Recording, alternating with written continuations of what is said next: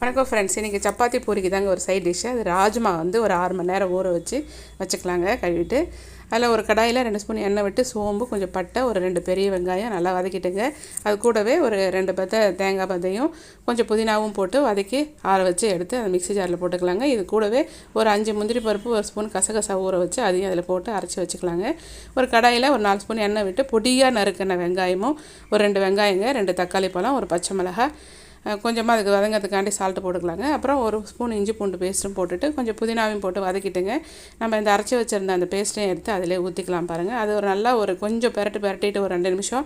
அதுக்கப்புறமா மிளகாத்தூளுங்க, அப்புறம் வெறும் சில்லி பவுடர் ஒரு 1/2 ஸ்பூனு, கொஞ்சமாக மஞ்சள் பொடி, கரம் மசாலா ஒரு 1/2 ஸ்பூன் போட்டு இதையும் நல்லா வதக்கிக்கலாம் பாருங்கள். இது கொஞ்சம் வதங்கினதுக்கு அப்புறமா ஒரு 2 நிமிஷத்துக்கு அப்புறம் அந்த ஊற வச்ச பருப்பையும் போட்டு கொஞ்சமாக உப்பு போட்டு குக்கரில் வச்சு ஒரு 4 விசில் விட்டு இறக்கிக்கலாங்க. அது கூட மல்லித்தழையும் போட்டு சர்வ் பண்ணலாம் ஃப்ரெண்ட்ஸ்.